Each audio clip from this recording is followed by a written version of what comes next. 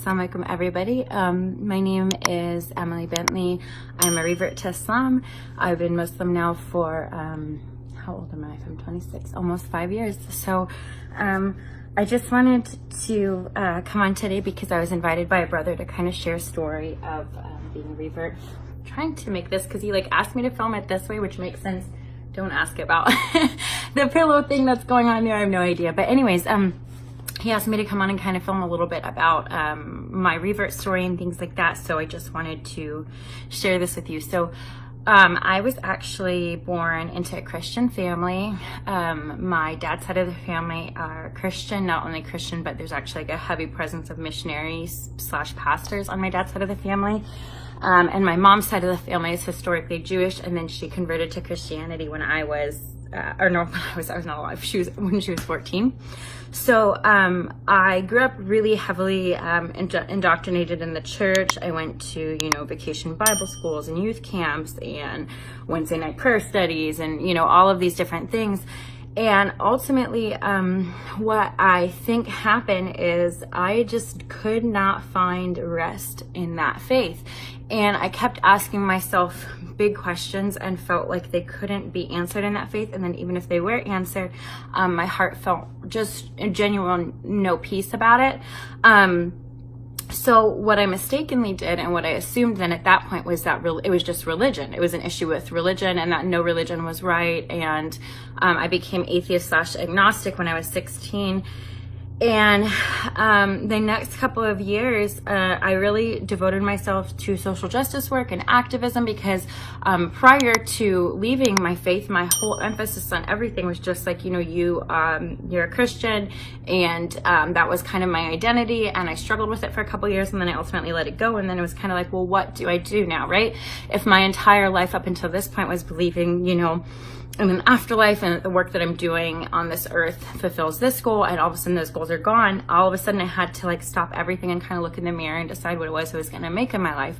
So I became heavily involved in activism because I believe that ultimately, and this is still true to this day, a lot of the meaning that our lives has comes from the meaning that we give other people. So even if you look at statistics, people who tend to give a lot more or volunteer their time or things like that tend to have a higher measure or report higher satisfaction with their life. And so anyways, I started to do that a lot. And then when I was in college, I started my undergraduate when I was 18.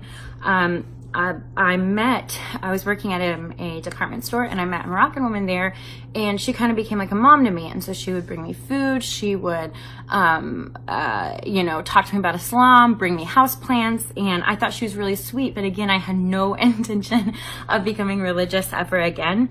And actually, I remember the first time I ever went inside a mosque was during Ramadan, and it was because her family invited me, and I didn't even know that men and women were separated. So I accidentally walked into the what's it called, the brother side, and I was like, wait a minute, there's not a single Muslim woman here. And they were like, no, this is not where you're supposed to be.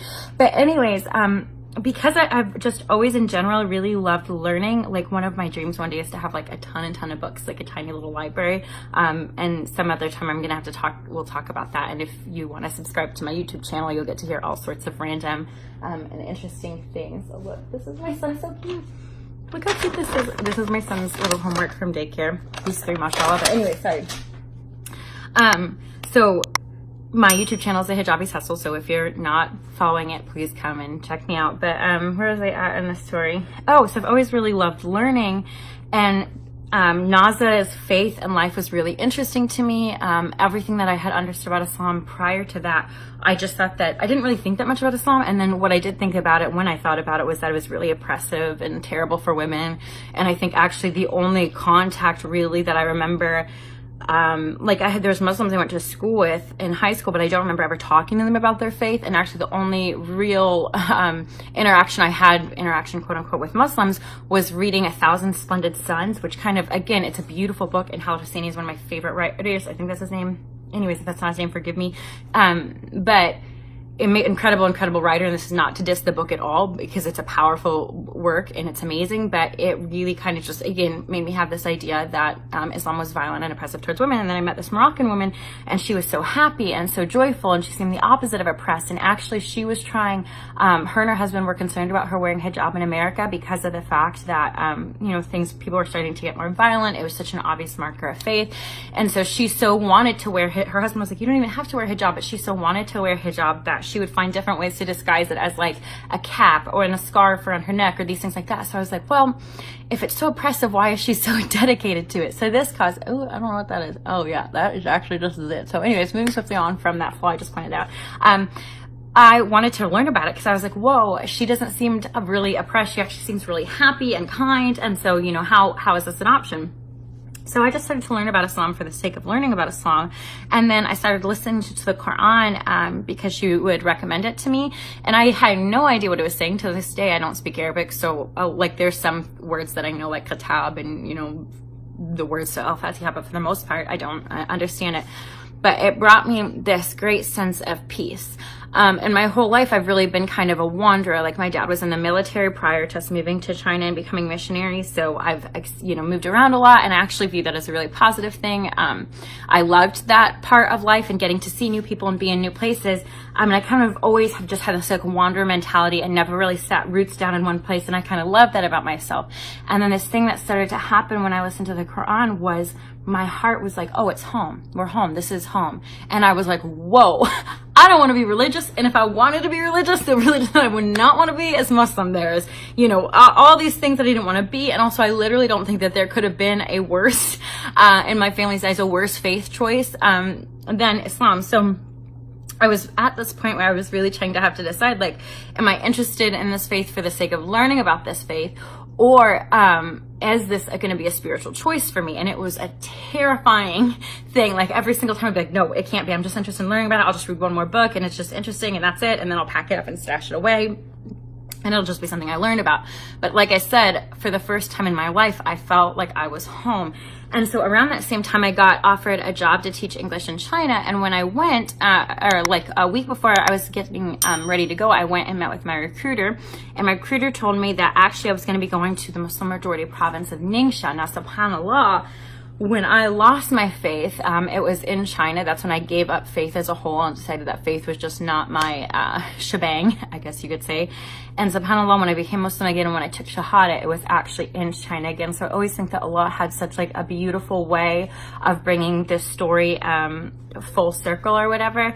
Now, life, I think a lot of times we hear these revert stories and they're like, I became Muslim and then everything got easier and everything was magical and we all lived happily ever after.